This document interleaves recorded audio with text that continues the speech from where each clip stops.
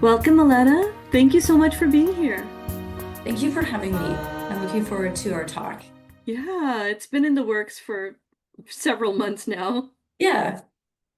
Well, welcome. And I am excited because you are the last guest in our series for energy awareness. And I think what you have to share is profound, especially for my target audience. So, without further ado, maybe you could share how you arrived in what I call like the greater energy awareness space, but maybe even the modalities that you practice and any personal journey stuff that inspired you to arrive in this space?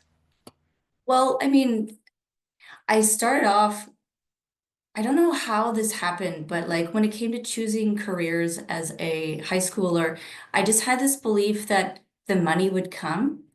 I just had this realization that there's so many more jobs out there than teacher, lawyer, and firefighter that you kind of hear about in schools. So I figured if I followed my interests, I would eventually find a way to make money doing that. And I followed that belief all the way through university. I did a degree in neuroscience and I loved it. It was a really good fit for me. I got a lot out of it personally, but I don't know if you know much about bioscience. There's not a lot of good like jobs out of undergrad with a neuroscience degree. So I had a secondary interest, which was like Chinese studies. I had taken a global history class in my second year, and honestly, Canadian like social studies isn't great, so we didn't really learn a lot about Asia at all. And it was just like Canada and Europe. And so this was the first time I had been exposed to it.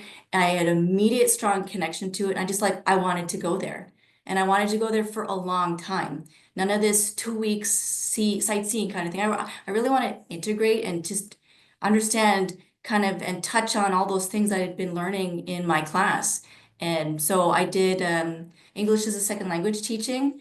I ended up picking Korea because they had a lot better pay.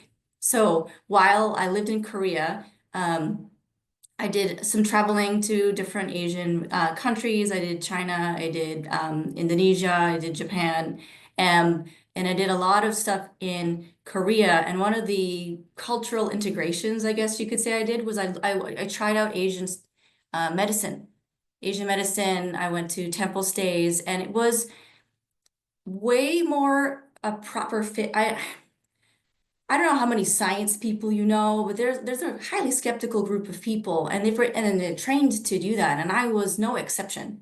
So I really enjoyed just seeing acupuncture in kind of a more balanced context, because at the time in Canada, acupuncture was this super new age woo-woo thing, and I was very closed off to it. And so I had some weird health issues that were not really physiological. You could argue now that I've done this work, it was spiritual.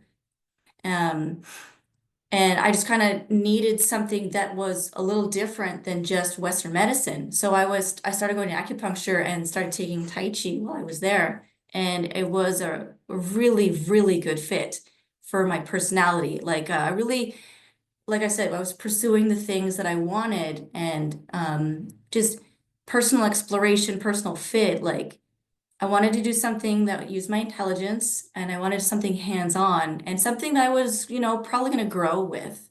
And I really feel like Chinese medicine was a really good fit for that. And I ultimately decided not to study in Korea because the program is geared for Koreans. You'd have to do the course in Korea. I, I wasn't really ready to commit that amount of time to Chinese medicine for that. So I did go to Victoria, BC for my studies, and I finished an acupuncture program, and then I moved out east to New Brunswick to do my acupuncture practice, and I've kind of been here since. Alongside learning how to be an acupuncturist, one of my professors he would do one of our classes in his clinic. One of his clinic mates was this energy worker named Emerald, and I had never realized that this was like a legit thing. And you just kind of let people have their stuff, but it's like, oh, okay, whatever. So she was the first person I ever really worked with that helped me explore that more in a practical sense. And I started owning like energy work as my own healing techniques. It wasn't something that I directly put into the clinic, but honestly, it enhanced my skill set. And the more I got better at energy work, the better my acupuncture became. And so they became blended together fairly quickly.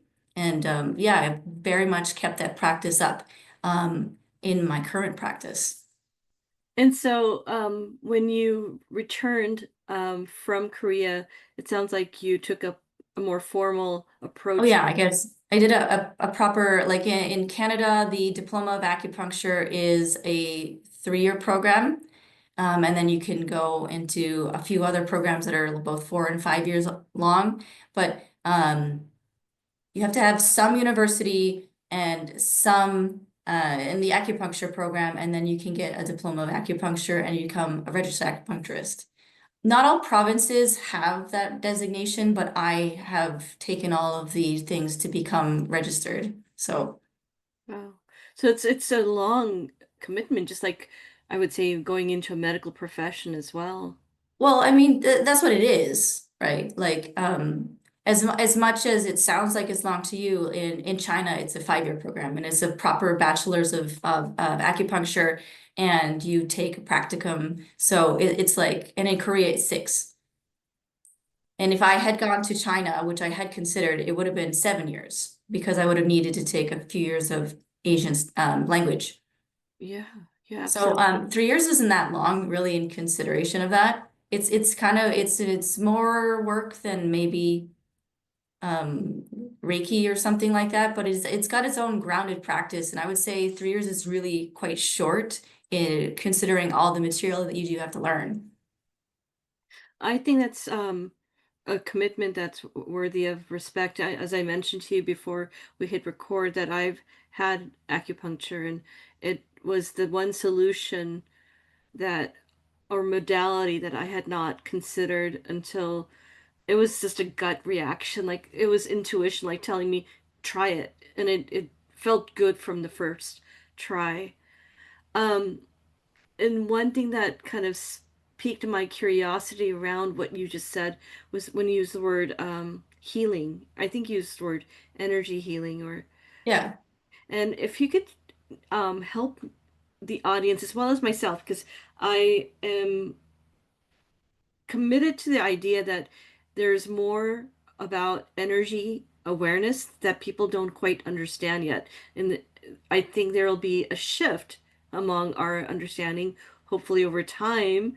Yeah. But um, I think often the misconception is what you see physically is the medicine or the healing. But when you talk about energy healing, or Reiki, I think that's still somewhat esoteric to people. If you could go into that, that would be great. Yeah, it's true. I'm just so used to this that it's not a natural thing. And I am a convert from camp skeptical. It sounded like complete woo-woo. Like, why would you ever, like, it's laughable unless you actually try it. It's maybe let's look at the idea of invisible forces. And it's as simple as it can, oversimplify it. What is magnetic fields? They are invisible forces. Are they false by some means? Are they just made up? Because I can't see them. So they're not real, right?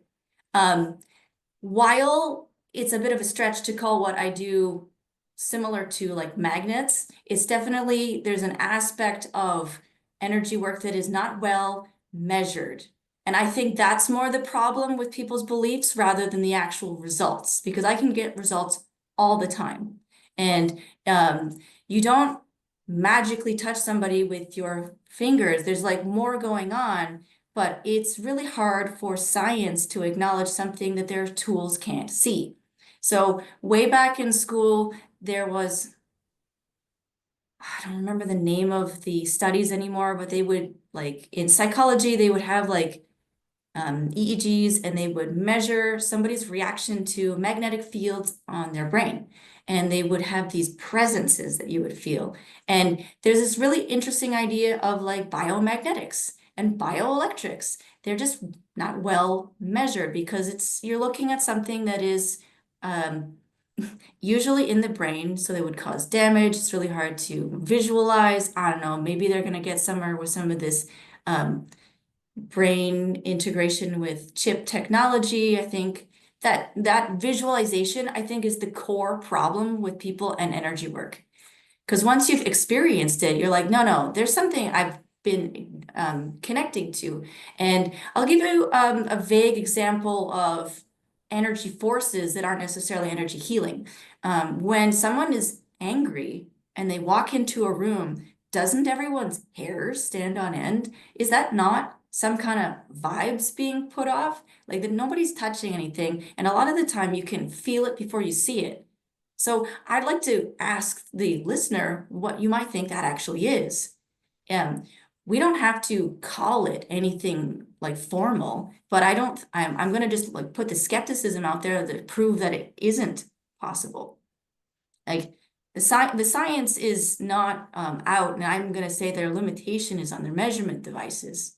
And that's probably the main problem with conclusions around energy. Because when you touch someone, is there not a connection? Are we only talking about like our like sensory fibers going in our nerves to our brain, or is it more subtle than that? I'd like to think that it is. Absolutely. I like to think that it is, and I do believe it is. And I practice meditation, breath work, and energy healing for those that are around me. I send out energy. And often when I'm done with my own meditation, I have this practice with the golden aura. And it sounds kind of woohoo to me, even when I'm doing it. But I'm telling you, every time I do it after a meditation and when I'm running my hands from my head down, I feel chills and I feel a little bit lighter. Well, I mean, like what you're describing just sounds like basic qigong to me. Qigong is more of like yoga is for meditation.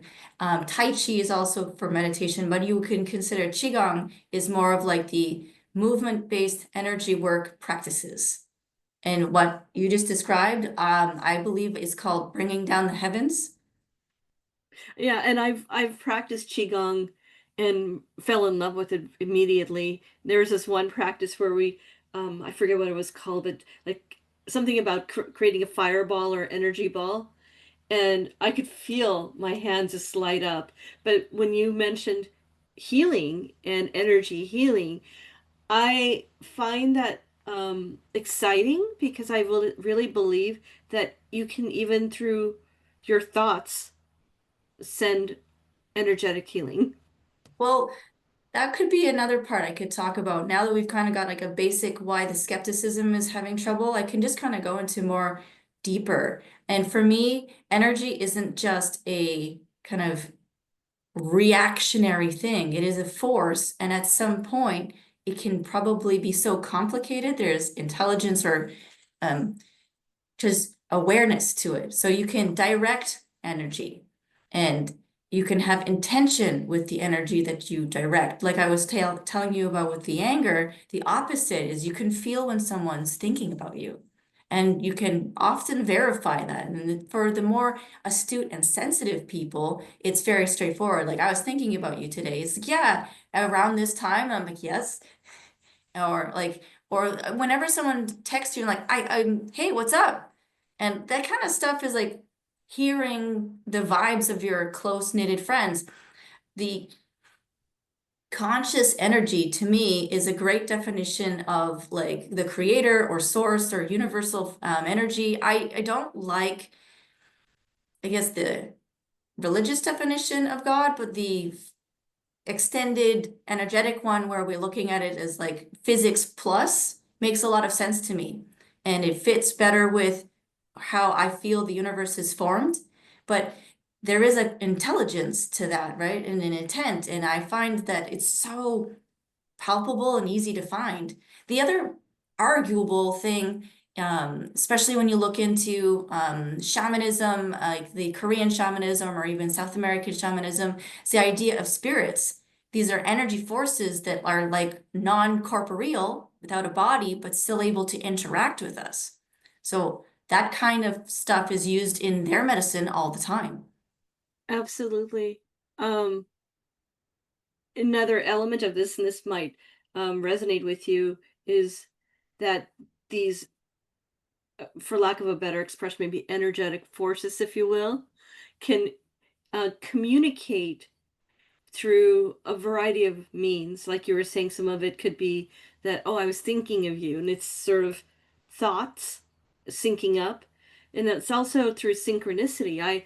I find my life full of synchronicities, and if you're not really aware or paying attention, it passes without your lens on it. But if you started to really scrutinize, you're like, whoa, I needed that information right there, and it happened.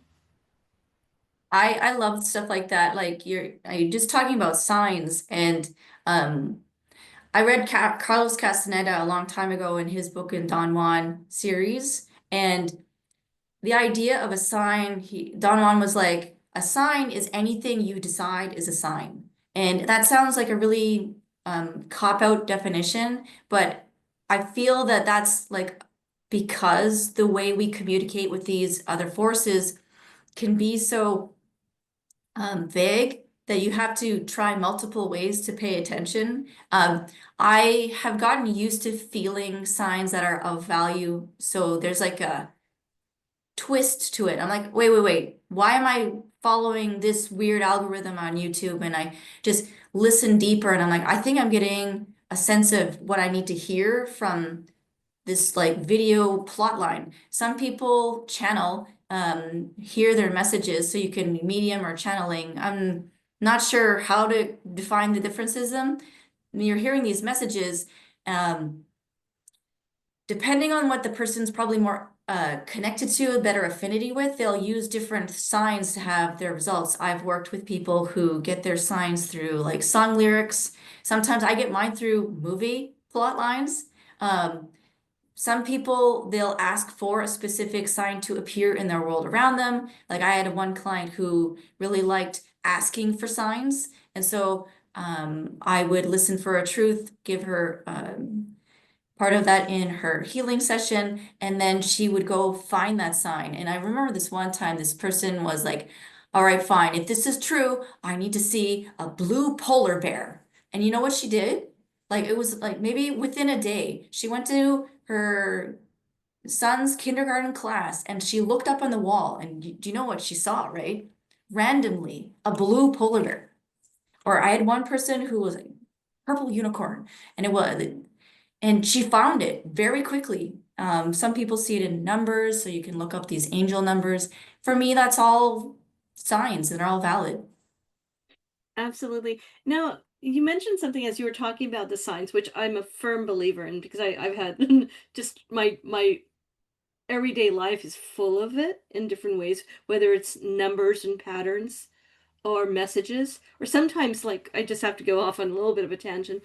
I had a thought, like it sounds like weird channeling, but like sometimes when I'm about to do a podcast on a solo podcast, what I need to stay starts coming to me. Definitely. And it started to come to me at a time where I was trying to fall asleep still. Like, Oh no. and I'm like, so I just thought, and I'm too logical, so I'm like, whatever, this is just my brain needs to slow down. Well, the very same evening, sometimes when I can't sleep, I'm on my phone and I saw a quote, the quote that was coming through. Oh, nice.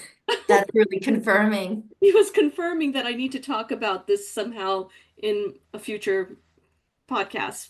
But one thing you mentioned early, I think before we hit record or early in the session, is when you work with your clients, it sounds like you take a variety of modalities and maybe guided through intuition as well as education and experience, sort of then package it, so to speak, Yeah, right? definitely. Well, in acupuncture, sorry, more in Chinese medicine, I'm called an acupuncturist in Canada, but it's like I'm a Chinese medicine practitioner. So there's a lot of things that I learned how to do depending on what the problem is. I use different tools in order to get the result that would be most appropriate. And some of that stuff is like lifestyle advice. So in China, this is more of like their tradition and culture, but in Canada, it's like we have no real basis for addressing those things. And I kind of teach them the culture of Chinese medicine in order to have them change their lives to improve their health. And a lot of the time, I'm trying to get people to go deeper. So I do whatever it takes for them to understand that about themselves. Like, yes, you're coming in for back pain, but do you know why you have that back pain? And a lot of the answers are fairly straightforward. Oh, I'm not sitting correctly. I need to adjust my computer. Sometimes it gets deeper, and the back pain is due to stored trauma or really difficult patterns of emotional release.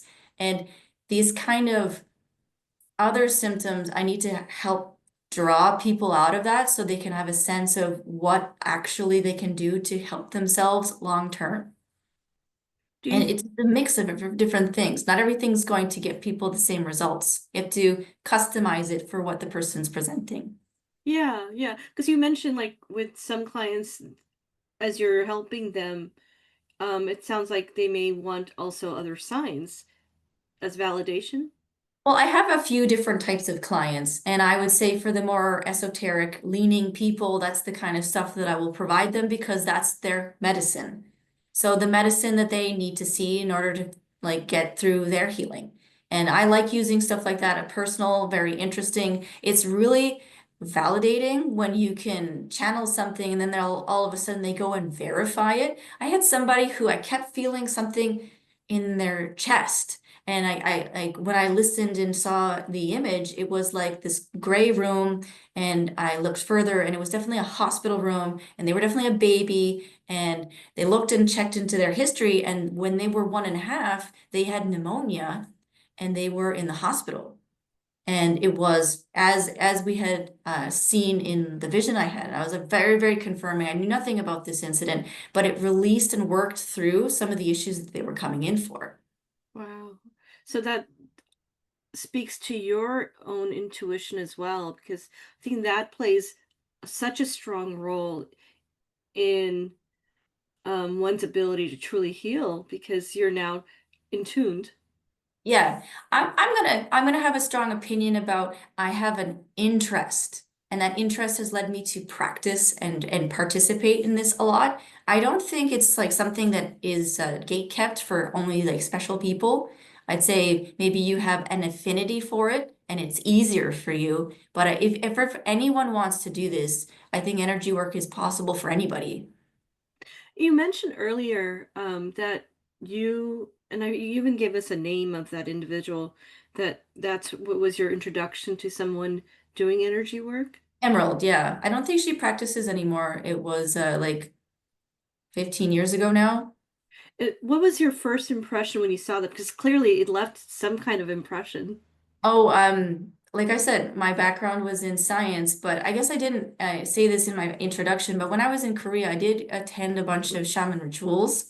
It was super interesting. And between that and the acupuncture, I was opening up to the idea of energy work at the time, but circumstances, it was kind of, oh, that's for other people. And so when I met Emerald, she was like, "Here, I can just show it to you." She was very friendly and she's like went like this and did some energy stuff and said, "Put your hand through that." And I could feel. And then she changed it and did all she changed what the energy felt like and it was really powerful and I was very impressed. And so what it felt like to me is that this is something I could potentially have for myself. And that really started that interest quite strongly at that point. And that's when I guess I started some energy training alongside my acupuncture training. What would energy training look like? And is that the same as Reiki? Reiki is a type of energy. Like, I mean, I appreciate that it's really popular, but Reiki isn't the word for energy. It's just a type of like a way to get into the energy working idea. Think about it as a language, and anybody can learn a language, and we're all communicating. So we're all communicating with energy, and we're using different frameworks, i.e., Reiki, i.e., Chinese medicine, in order to access that energy. So it's more like we're tapping into something using, let's say, like just a human understanding of it, because otherwise it's really kind of too vague sometimes, or maybe above our understanding. Like energy goes far beyond our consciousness, I would argue. So whatever energy way that you can tap into that is a valid one, but they're all essentially the same. That's a beautiful explanation because I have not heard that. And what I often hear in the Western world, and I have yet to fully wrap my mind around, is Reiki. But when you were talking about even acupuncture being a form of tapping into that energy, For I sure. I recall like in my study, and I have not gone deep like clearly as you have, but I've been fascinated by it. And when I've done Qigong and understood acupuncture, from my understanding, there's meridians in the body, and Yes. the needles, they, I don't know if the right word is trigger, but they do something to trigger that energy. Well, yeah, like so the acupuncture points, a lot of them are on acupuncture meridian, like meridian lines. There's way more acupuncture points than I get. Like there's several hundred basic points. And you're trying to, I like to think of them as like access points, or like you're activating a certain area. There is some physiology that is starting to come out to validate this anatomically. I think they're called Bonghan channels. So like the Korean name Bong, Bonghan, Bonghan ducts. They're kind of like energy lines that have a very simplified structure, and they work more by bioluminescence. So the acupuncture points really correlate strongly to both the Bonghan ducts and these like larger areas called Bonghan corpuscles. And so you're basically stimulating those points. And you can stimulate them in several ways. Arguably, as long as you activate it, it doesn't matter how. So I can do acupressure using those same points. And I don't have to use the needle, but the needle is really helpful for the points that are a little deeper in the body, and they just stimulate it more acutely. And sometimes it hurts less. There's some points that when you press with your thumb, it's just so large, it's really sensitive. But if you use acupuncture point, it's more gentle. Yeah. But you're activating the energy points and you're connecting to the body in a more fundamental way than just with, let's say, nerves or even just a circulatory system. It's almost like a rudimentary regulatory system, but it's very, very hard to stain. And like I said, the measuring of it is a little challenging, but they do this more in chick fetal tissue, like chick embryos. So it's like way back at the very beginning. I'm gonna go a little bit nerd for 1 second because just kind of gets really fundamental with how acupuncture and energy movement is part of us. So with these embryos, they're measuring these acupuncture lines, and I haven't seen recent studies, so I can't answer you, but it's like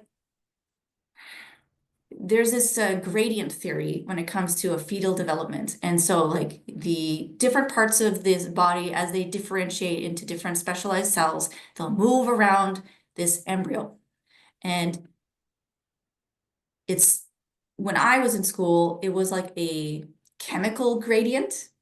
But the theory that's kind of developing with these Bonghan ducts is actually these meridians themselves are the pathways that these different differentiating cells work with as well. So you're kind of, this is the first communication and delivery system that the body, like a extra cellular system that the body creates. And the fun thing is it just maintains itself as you develop into an adult. That is fascinating. And how many meridian lines are there? And what is like the most basic definition of a meridian? I guess you can call them the energy lines. There's 12 basic ones plus a bunch of ac controlling ones to it. So I don't know. It would probably be better to say there's 14 basic ones that an acupuncture student learns.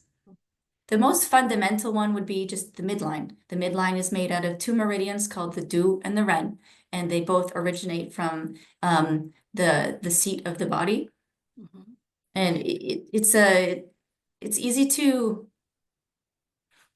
I guess, get lost with the anatomy of it. There's a lot of memorizing. Yeah.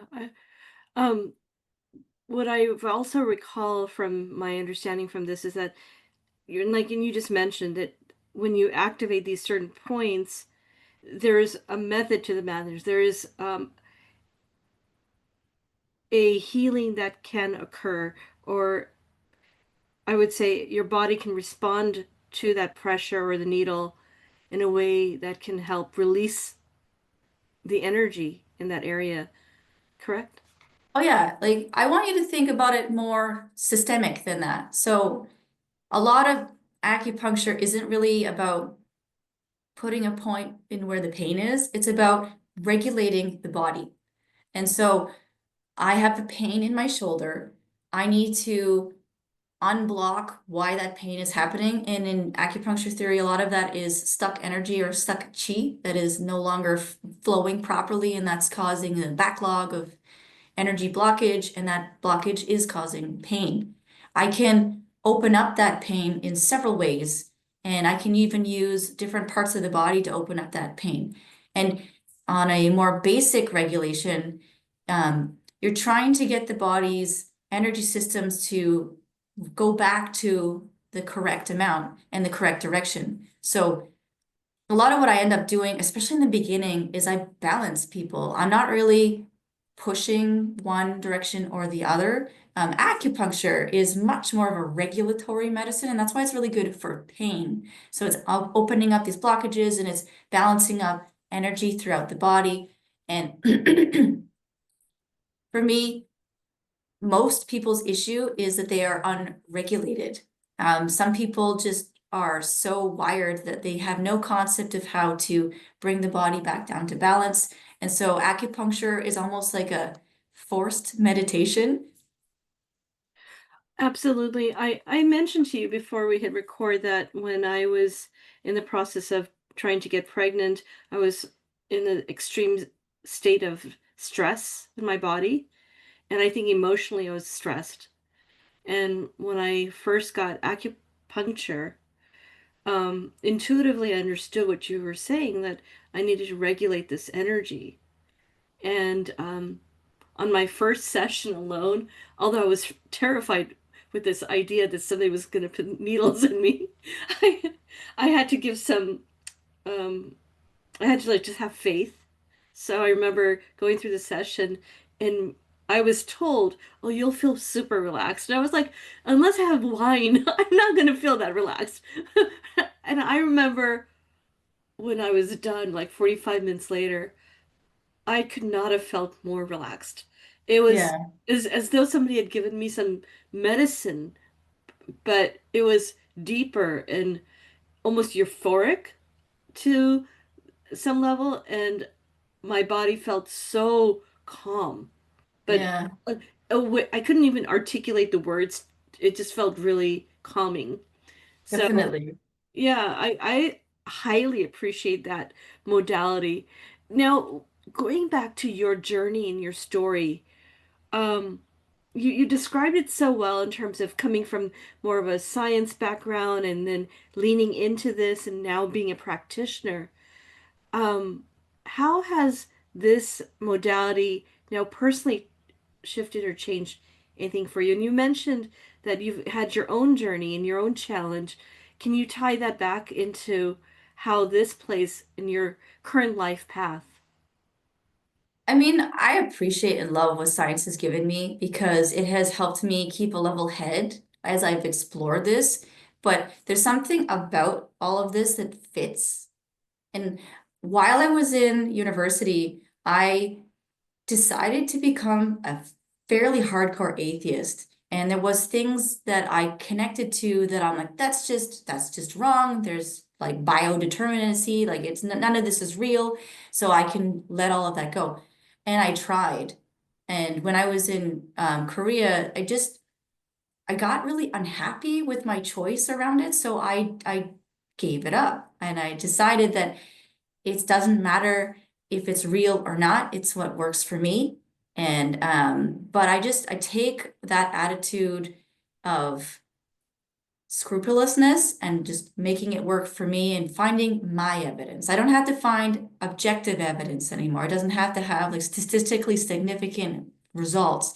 As long as I am satisfied with it, that is my evidence provided. Now, it does help because unfortunately, the energy community is rife with scams just because people think they have learned all these great things. I do appreciate having grounded my practices based in older traditional medicine techniques.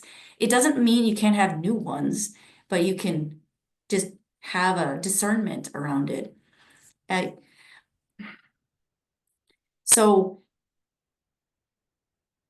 I guess I embraced Chinese medicine theory fully because it worked for me. It passed the litmus test. It gave me what I needed. It answers questions that Western medicine is kind of like lukewarm about.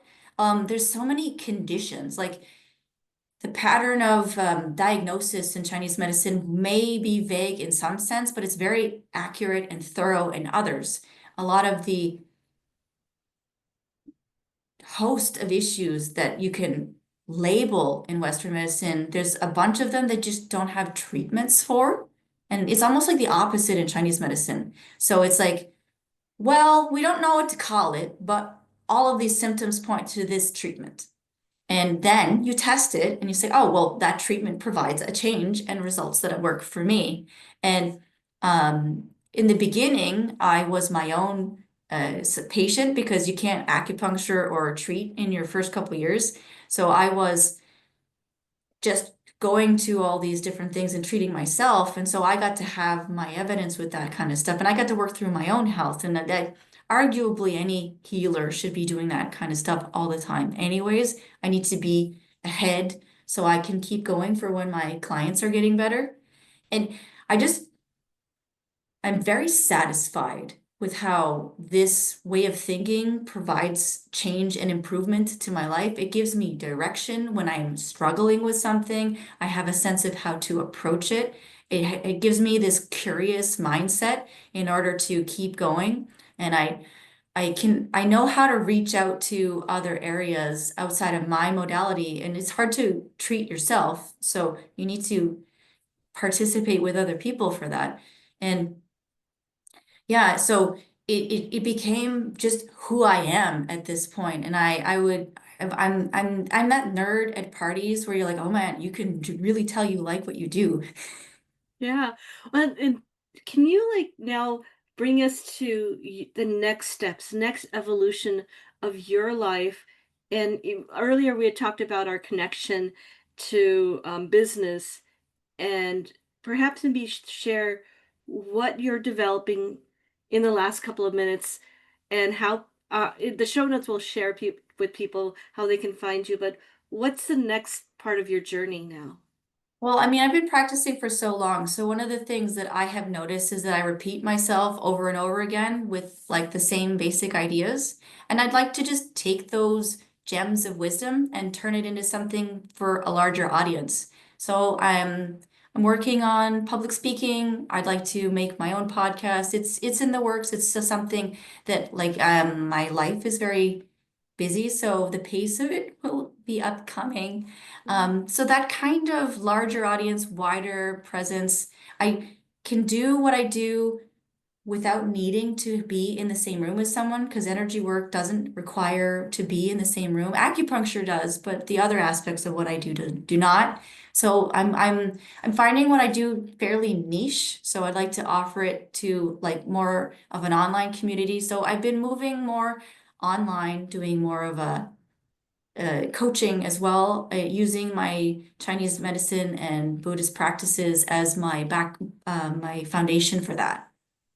I'm fascinated, and I actually look forward to all the things that are coming from you and evolving because it's definitely something I would love to use as well, especially if you can do it remotely. Oh yeah, definitely easy to do this kind of thing remotely. Now, one last question, because a lot of my audiences are women or women that are developing their own idea around a business or a niche, and perhaps you could just speak to that audience just for the last minute about what it is like. I mean, are you a mom? Where are you at in your life? And what does it feel like to take this wisdom and pivot? So as an entrepreneur and being a health practitioner, it's a really like a necessary evil. I fought it for a really long time. Um, but you just don't get really hired as an acupuncturist here. You have to open your own business. And honestly, I love it. I work from home. I'm able to really customize my schedule because I do have kids. So I don't have to limit my life with them because of, I just appreciate the flexibility that comes with being an entrepreneur. There are, you have to be a person of many hats. Like I do my own bookkeeping, I do my own like marketing and all of those things. And it's a matter of, for the love of the greater accomplishment. I don't want to be an accountant, but I do like aspects of it. It's fine. Like bookkeeping is interesting, but it, you have to be balanced with your approach to this. It's not all fun and glamour. There's a lot of mundane work. There's a lot of just like day-to-day consistency. Um, there's those hurdles that every business tends to have. You will still have as an emerging practitioner in energy as well. And you ground yourself in why you're doing it. And I think that the rest of it comes with it. For myself, I still strongly believe pick what you love, the money will come within reason. You have to do the work. You can't just have spirit do, you can't wish for something to happen and ask for spirit to be there unless you follow through. So, we're the third dimensional version of spirit. We live on a physical plane and you have to manifest everything you want into physical like reality. And if you don't do that work yourself, you're not going to, that it'll stay a dream. But if you do the work and you're consistent about it and you're very practical, balanced with your approach, you'll see exactly what you want. There is enough people in the world available to love your product that you will be able to make a business out of it. That's wonderful, Lana. And I love how you brought in the science and the logical with the ability to understand. Like some of it is about having faith in this thing that we cannot always see, but understanding that manifestation does require actual work on the 3D level. Yeah, what was the joke? The woman wanted to win the lottery and she prayed to source every day, "Oh, just please let me win the lottery." And she always prayed for this and then the voice finally said, "Look, I need you to buy a ticket." That's true. Well, Alana, thank you so much. And if you're interested, I always enjoy having guests return and can go deeper. That sounds really fun. It's been wonderful. I've had a great time. I had a wonderful time, and I absolutely look forward to learning more from you. Okay, wonderful. I'll talk to you again soon then. Yeah, thank you.